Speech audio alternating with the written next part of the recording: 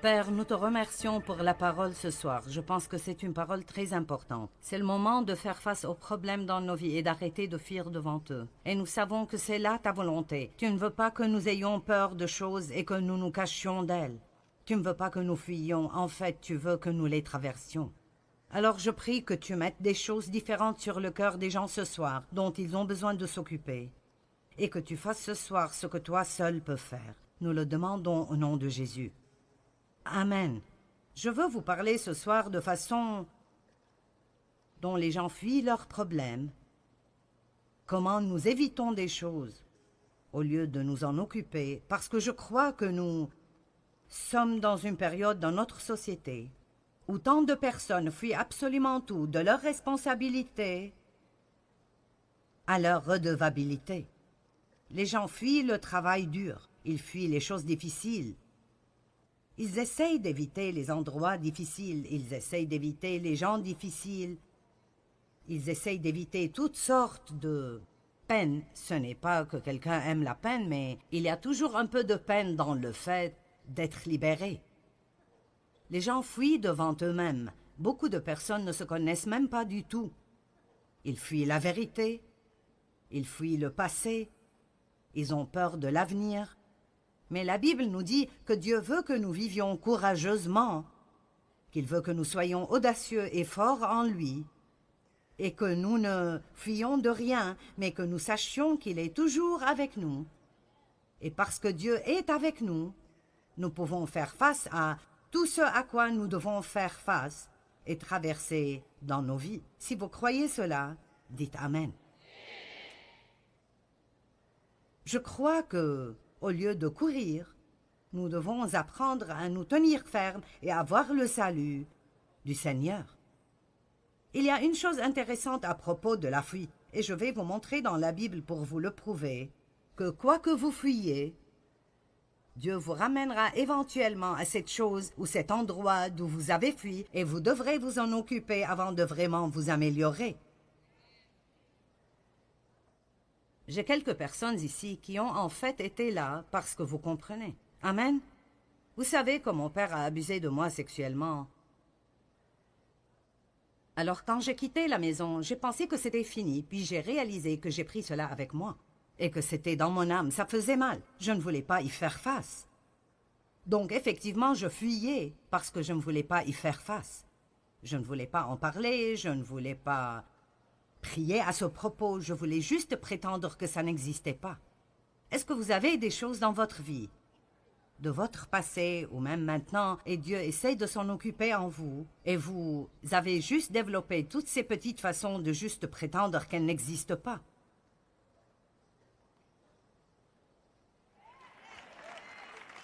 Parce que vous ne voulez pas vous en occuper. Laissez-moi vous dire quelque chose. Mettre les choses sous le tapis, façon de parler, est en fait une chose très dangereuse. Juste parce que vous avez choisi de ne pas les regarder ne veut pas dire qu'elles ne sont pas là. Et Dieu nous a oints pour nous occuper des choses et pas pour fuir. Eh bien, éventuellement, et je ne suggère pas que quiconque fasse ce que Dieu m'a fait faire, je suggère néanmoins que vous fassiez tout ce que Dieu vous demande de faire. Vous n'avez pas besoin de faire ce que Dieu m'a demandé de faire, mais vous devez faire ce que Dieu vous demande de faire, et il nous guide de façon différente. Donc, je priais un jour et j'ai senti que Dieu me disait « Le moment n'est pas encore arrivé, mais le moment viendra où tu devras aller et confronter ton Père à propos de ce qu'il t'a fait. » Si vous savez déjà ce qu'est l'abus sexuel parce que c'est arrivé avec vous ou parce que vous connaissez quelqu'un avec qui ceci est arrivé, tout cela opère basé sur ce secret horrible. Ne dis à personne, ne dis pas à ta mère, ne laisse personne savoir. L'agresseur vous dit que c'est une bonne chose, mais en même temps il vous dit de le cacher, ce qui n'a pas de sens du tout. Donc j'ai passé ma vie entière à cacher tout ce qu'il me faisait. J'avais peur de dire à quiconque. Et La dernière personne que je pouvais confronter était lui. Je me souviens qu'une fois, je lui ai écrit une lettre lui disant combien ce qu'il faisait me rendait misérable. Et j'ai eu tant de problèmes et j'ai été punie. Et alors j'ai eu peur de même essayer de lui dire quoi que ce soit de nouveau. Et l'une des choses les plus dévastatrices pour moi était d'être forcée d'agir comme si j'aimais quelque chose qu'en fait je haïssais et je détestais. C'était de la manipulation et du contrôle de la pire manière. Alors quand Dieu m'a dit que j'allais devoir aller et le confronter, et lui parler ouvertement à propos de ce qu'il m'avait fait et comment ça m'avait affecté, le fait même de penser à cela m'effrayait énormément, et c'était la dernière chose que je voulais faire. Et j'étais vraiment heureuse quand ce jour, Dieu m'a dit « Le moment n'est pas venu, mais il arrivera. » Et alors peut-être que je pourrais vous dire ce soir que Dieu veut juste que vous vous apprêtiez, au moins mentalement, pour que vous soyez prêts à vous occuper de choses dont vous devez vous occuper pour aller bien. Vous voyez, le fait est que vous ne pouvez pas fuir des choses et vous cacher et vraiment aller bien. Que ce soit un péché dans votre vie dont vous devez vous occuper avec Dieu, que vous ayez besoin de faire des restitutions à quelqu'un que vous avez vraiment peiné et blessé, peut-être que quelqu'un dans votre vie vous a vraiment maltraité, et il vit dans ce monde de fantaisie où ça ne l'a même pas gêné. Et pour son bien, vous devez retourner et d'une façon aimante vous asseoir et le confronter et lui dire ce qu'il vous a fait et comment vous vous êtes senti. Parfois, vous ne pouvez pas avancer sans cela. Et je sais que pas tous d'entre vous sont blessés, comme j'ai été blessé ou comme d'autres personnes ici ont été blessées. Mais je crois que ce que je vais partager avec vous peut être appliqué à chacun d'entre nous d'une certaine façon ou d'une autre, même les gens qui laissent les autres personnes les manipuler parce qu'ils ont peur de les énerver. Ne laissez pas quelqu'un d'autre voler votre vie parce que vous avez peur de leur dire « Tu n'as vraiment pas le droit de me contrôler et de me manipuler et je ne te laisserai pas continuer à le faire. » Quelqu'un peut dire « Amen » ? Nous voulons être sous l'autorité divine et être soumis, mais cela ne veut pas dire que vous laissez quelqu'un d'autre vous manipuler et vous contrôler et vivre votre vie pour vous. Nous devons vouloir plaire à Dieu et pas plaire aux gens. J'étais heureuse que Dieu ne m'a pas fait faire cela tout de suite parce que je n'étais pas prête. Je ne sais pas combien de temps est passé, peut-être 2 ans, et je passais du temps avec le Seigneur un jour, et je veux dire, juste au milieu de la prière, j'ai entendu le Saint-Esprit dire « C'est le moment ». Oh mon Dieu, eh bien, je tremblais tellement et j'avais si peur. Mais Dave est venu avec moi et je me suis assise devant mon père. Et ma mère était là et j'étais vraiment anxieuse à propos de ce qui allait arriver avec elle parce qu'elle avait déjà eu une dépression nerveuse, parce qu'elle ne s'était pas occupée de ses propres problèmes. Et je ne voulais pas la rendre malade de nouveau et je suis revenue à essayer de protéger une mère qui ne m'a jamais protégée. C'est plutôt intéressant, n'est-ce pas? Comment vous arrivez dans ces choses stupides? Me voici, en train d'essayer de la protéger, elle qui ne m'a jamais protégée. Et alors c'était une scène effrayante, mais je me souviens de l'avoir confrontée, en disant « Nous devons parler de ce que tu m'as fait ». Et là, il s'est énervé et a commencé à hurler toutes sortes de choses. « Eh bien, tu voulais que je le fasse ?» J'ai dit « Ceci est ridicule, tu me contrôlais par la peur et je te haïssais, et je haïssais chacune des choses que tu as faites avec moi. » Et donc, je lui ai juste dit « Ce que tu m'as fait m'a vraiment blessée et ça a vraiment causé beaucoup de problèmes dans ma vie. » Et j'avais juste besoin de te dire comment ça me fait me sentir. Mais je lui ai aussi dit qu'en raison de mon amour pour Dieu, j'étais prête à lui pardonner. Mais je voulais qu'il s'en occupe pour qu'il puisse aller mieux et ne pas juste enfuir et s'en cacher. Eh bien, vous savez, ça ne s'est pas terminé comme j'aurais aimé que ça se termine, mais j'ai obéi à Dieu. Et alors une porte de liberté s'est ouverte pour moi qui n'aurait jamais été ouverte si j'avais continué à laisser la peur de l'homme me manipuler et me contrôler. Dieu n'est pas content de nous quand nous avons plus peur de l'homme que nous avons une crainte révérentielle pour Dieu. Je ne dis pas d'avoir peur de Dieu, mais quand Dieu dit que c'est le moment de nous occuper de cela, c'est le moment de nous occuper de cela et nos vies ne marcheront pas bien si nous ne le faisons pas. J'ai dit cela ce matin et je le dirai de nouveau pour beaucoup d'entre vous. Je viens avec une parole prophétique ce soir en vous disant, c'est le moment. C'est le moment de sortir ces choses de sous le tapis que vous avez entassées là-dessous. Vous ne voulez pas entasser ces choses. Vous devez vous occuper de ces choses parce que sinon elles s'occuperont de vous. Elles vous voleront votre joie et elles seront juste plus profondément enracinées à l'intérieur de vous. Et cela causera des problèmes très profonds. Nous ne voulons pas fuir même de quelque chose d'aussi petit que de nettoyer une stupide armoire ou bien de faire le ménage dans notre maison. Nous devons arrêter d'agir comme si tout nous accablait et savoir qui nous sommes en Christ, qu'il est Emmanuel, Dieu avec nous, qu'il est en nous et le plus grand vit en nous. Ne chantons pas juste des chants à ce propos, vivons-le. Amen. Et alors, j'ai trouvé que Dieu m'a fait retourner pour confronter certaines choses avant que je ne puisse vraiment aller mieux et continuer. J'ai aussi eu beaucoup de difficultés avec des personnes qui étaient comme mon père. Si vous avez été élevé par quelqu'un qui a un certain type de personnalité et ils vous ont vraiment maltraité, vous aurez peut-être la même réaction que moi. Eh bien, ma mère était vraiment faible et elle ne faisait pas face à mon père, même si elle savait ce qu'il faisait. Et alors j'ai grandi en haïssant la faiblesse. Je veux dire, je détestais la faiblesse. Je ne voulais entendre personne en train de grogner et de dire « Je ne peux pas, c'est juste trop dur ». Ça m'énervait vraiment. Et je suis devenue l'une de ce genre de personnes. Je ferai tout ce que je veux faire. Eh bien, ceci a un bon côté parce que ça m'a aidé à persévérer et même à faire beaucoup des choses que je fais aujourd'hui. Mais je ne pouvais pas laisser cela devenir comme si je voulais que tout le monde dans le monde entier soit comme moi et déteste tout le monde qui n'est pas fort. J'avais aussi un problème avec la personnalité de mon père et alors j'avais deux façons d'agir avec les gens. Soit je sortais avec quelqu'un que je pouvais contrôler, ou si je sortais avec quelqu'un de vraiment fort, je me soumettais de nouveau comme je le faisais devant l'autorité de mon père et je le laissais me contrôler. Et ce n'est pas une façon de vivre.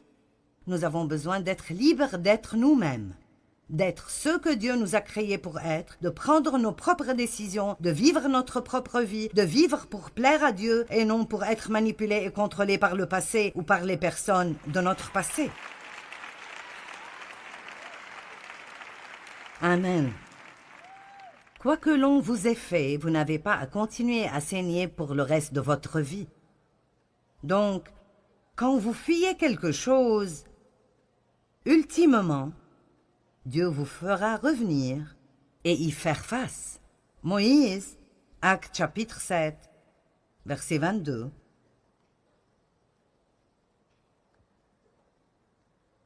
Moïse fut instruit dans toute la sagesse et la culture des Égyptiens, et il était fort et puissant en parole et en œuvre. Vous voyez, Dieu l'entraînait pour quelque chose qu'il allait faire des années plus tard. Et vous pensez peut-être que ce que vous faites est si inutile parce que vous avez un rêve de faire cette autre chose. Mais tout ce que nous faisons fait partie de la chose suivante que nous ferons. Amen. Et il avait 40 ans lorsqu'il lui vint dans le cœur de visiter ses frères, les fils d'Israël, pour les aider. Il avait un désir d'aider les gens. C'était bien. Il en vit un qu'on maltraitait injustement. Et prenant la défense de l'homme opprimé, il le vengea et frappa l'Égyptien et le tua. Il pensait, et j'aime ce verset, et je vous parlerai un peu plus à son propos demain, il pensait que ses frères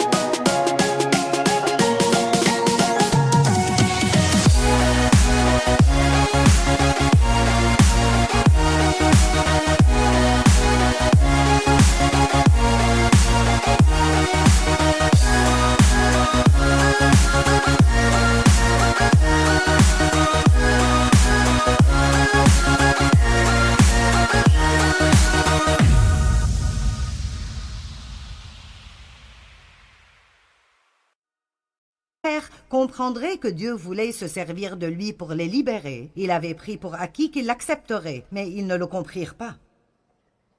J'ai pensé que quand Dieu m'a appelé dans le ministère, que tout le monde applaudirait, mais ils n'ont pas applaudi. Ils n'ont pas compris, ils n'étaient pas enthousiasmés, et j'ai eu l'opposé exact de ce à quoi je m'attendais des gens. Est-ce que vous obtenez parfois l'opposé exact de ce que vous attendiez des gens? Dieu ne veut pas que nous prenions nos décisions basées sur si les gens applaudissent ou pas. Il veut que nous le fassions parce que nous croyons que c'est ce qu'il veut que nous fassions. C'est le moment pour que certaines personnes se lèvent et soient fortes en le Seigneur et arrêtent d'être manipulées par l'opinion populaire. Le lendemain, il vit soudainement 2 d'entre eux se battre et se disputer. Il essaya de réconcilier les adversaires en disant « Vous êtes des frères, pourquoi alors vous faites-vous du mal ?» Mais celui qui maltraitait son compagnon le repoussa en disant « Qui t'a établi comme juge sur nous? Voudrais-tu aussi nous tuer comme tu as tué hier l'Égyptien » Verset 29. Quand Moïse entendit cela, il prit la fuite. Ça veut dire qu'il s'est enfui et alla vivre comme un exilé et un étranger dans le pays de Madian, où il est devenu le père de 2 fils. Et 40 ans plus tard, donc maintenant il avait 80 ans. Mon Dieu, la fuite fait perdre beaucoup de temps. Là, Dieu lui apparut dans le désert. Vous remarquerez que dans 4 de ces endroits que je partagerai avec vous ce soir, à chaque fois que ces personnes fuyaient, ils ont toujours terminé dans le désert. Est-ce que vous me suivez ce soir? Le désert est un endroit sec, misérable et malheureux. Vous ne vous sentez pas bien dans votre vie, et puis ça développe toutes sortes d'autres problèmes, parce que si vous n'aimez pas ce que vous faites, puis vous devez trouver une excuse et blâmer ce que vous faites sur quelqu'un d'autre. Et nous allons si loin dans le trou du lapin blanc que nous n'avons aucune idée de comment sortir. Donc, 40 ans plus tard, et il avait maintenant 80 ans, Dieu lui apparut dans un buisson en feu. Moïse, voyant cela, fut émerveillé par cette apparition. Et comme il s'approchait pour l'examiner, la voix du Seigneur se fit entendre en disant « Je suis le Dieu de tes pères, le Dieu d'Abraham, d'Isaac et de Jacob. » Et Moïse tremblait et était si terrifié qu'il n'osait même pas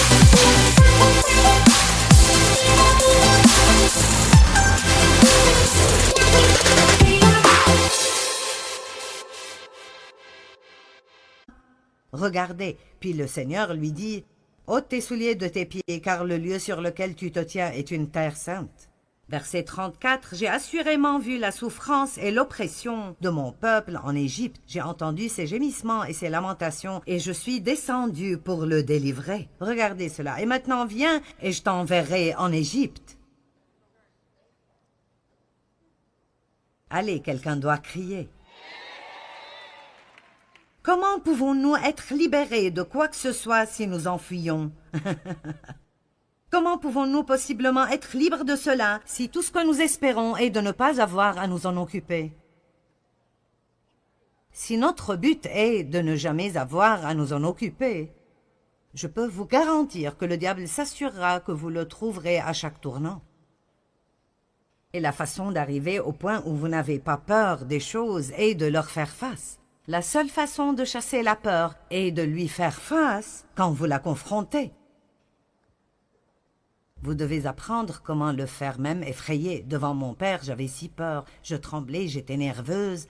Mais je ne pouvais pas arriver de l'autre côté de cela si je ne m'en occupe pas. La seule façon dont vous pouvez être libre est de vous occuper des choses. La vérité vous rendra libre, mais la vérité doit être appliquée dans votre vie pour que vous soyez libre. Il s'est enfui de l'Égypte et Dieu l'a renvoyé en Égypte. Genèse chapitre 16, versets 8 et 9. Maintenant, je sais que certains pensent, comment est-ce que cela s'applique à moi? Eh bien, Dieu vous le montrera. Je pense que certaines personnes ont des choses enfouies si profondément en eux qu'elles sont sous tellement de couches, elles leur font toujours mal et leur causent de la peine. Mais ils ne réalisent même pas que c'est un problème. Genèse chapitre 16, versets 8 et 9. Maintenant, ceci est une situation où Dieu a promis un enfant à Abraham et Sarah ne devenait pas enceinte assez rapidement. Et plusieurs années sont passées et elle était déçue, alors elle a trouvé cette idée très charnelle et lumineuse qu'elle ferait de sa servante, Agar, la femme secondaire de son mari. Et vous penserez que n'importe quelle femme serait plus intelligente que cela, mais elle ne l'était pas. Et Agar est devenue enceinte, et puis elle a développé une attitude envers Sarah. Aujourd'hui, ce serait quelque chose comme « je suis enceinte et tu ne l'es pas ».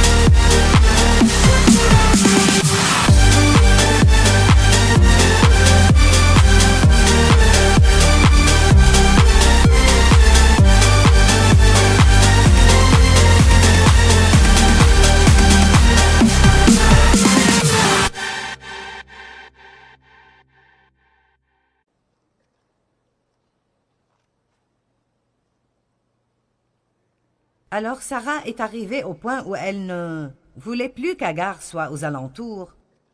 Donc Abraham l'a fait partir.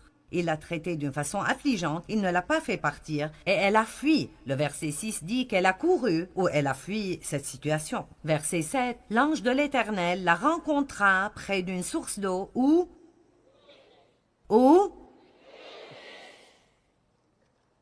sur le chemin de Chour, il lui demanda, Agar, servante de Sarai, d'où viens-tu et où vas-tu?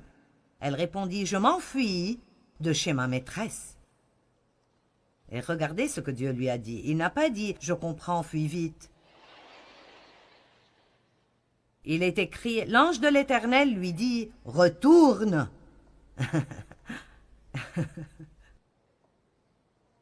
Eh bien, retourne auprès de ta maîtresse et humilie-toi devant elle. Maintenant, quel genre de chose est cela? Ici, cette femme, Sarai, la maltraite. Elle fuit cette situation et ça semble être une chose raisonnable à faire. Écoutez-moi, juste parce que vous voulez fuir d'un endroit qui vous est inconfortable, ça ne veut pas dire que Dieu veut que vous partiez.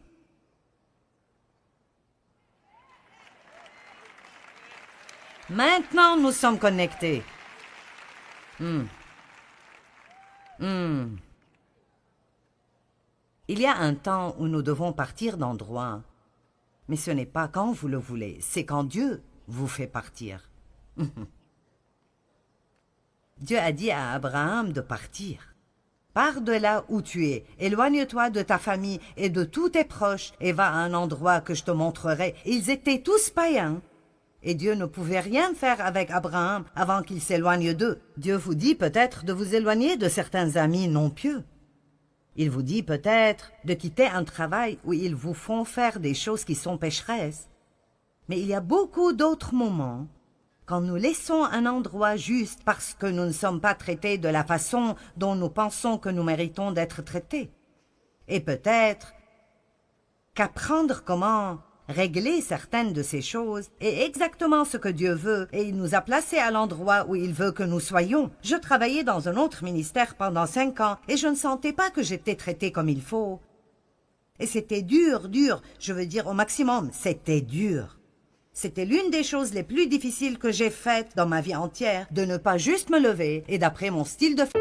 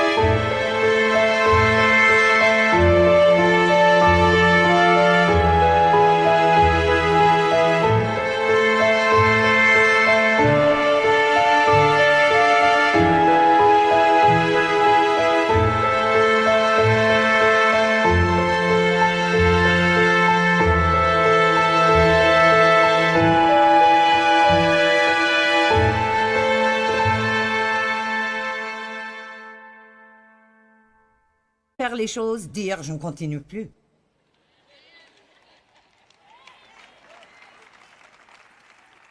Mais cela aurait été facile. Et puis, une fois de plus, j'aurais pu éviter quelqu'un d'autre qui avait la personnalité de mon père. J'aurais pu prendre soin de moi-même au lieu d'attendre que Dieu prenne soin de moi. Êtes-vous là? Et je savais dans les profondeurs de mes entrailles que Dieu ne voulait pas encore que je parte. Juste parce que vous voulez faire quelque chose, ça ne veut pas dire que vous pourrez le faire. Dois-je dire ça de nouveau? Juste parce que vous voulez faire quelque chose, ça ne veut pas dire que vous pourrez le faire. Si nous allons être vraiment soumis à Dieu, pensez-vous que c'était facile pour Dave de rester avec moi les premières années de notre mariage? Ça ne pourrait pas l'être. Et je ne pense pas que Dave a vraiment un jour sérieusement pensé partir, mais il est finalement arrivé au point où il m'a dit « Si tu continues d'agir comme tu agis, je ne suis pas sûr de ce qui va se passer. » Et ceci était en quelque sorte comme si Dave disait « Je pourrais très bien abandonner si cela continue. » Et je savais qu'il n'était pas le type de personne qui ferait des menaces. Il m'a épousée parce qu'il sentait dans son cœur qu'il était supposé le faire, et il était engagé à rester jusqu'à la fin. Et je crois que parfois Dieu prendra un chrétien mature et il le mettra avec quelqu'un qui est brisé et qui a besoin d'aide. Oui, je sais que certains d'entre vous disent « Oh mon Dieu !»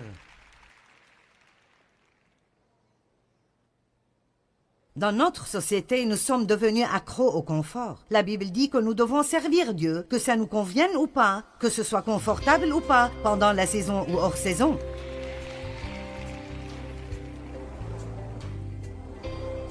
Souvent, nous avons tous une tendance de fuir des choses auxquelles nous devrions faire face. Est-ce qu'il y a un géant dans votre vie auquel Dieu vous demande de faire face et maintenant vous fuyez devant lui? Eh bien, tenez-vous fermement et voyez le salut du Seigneur. Dieu veut vous aider, mais vous devez l'approcher dans la foi, pas la peur.